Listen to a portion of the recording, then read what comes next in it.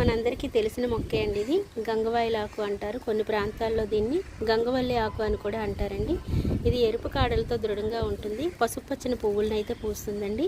దీన్ని ఈజీగా మెయింటైన్ చేయొచ్చు. లో మెయింటెనెన్స్ అండి. దీనివల్ల అనేకమైనటువంటి ఆరోగ్య ప్రయోజనాలు కూడా ఉన్నాయండి.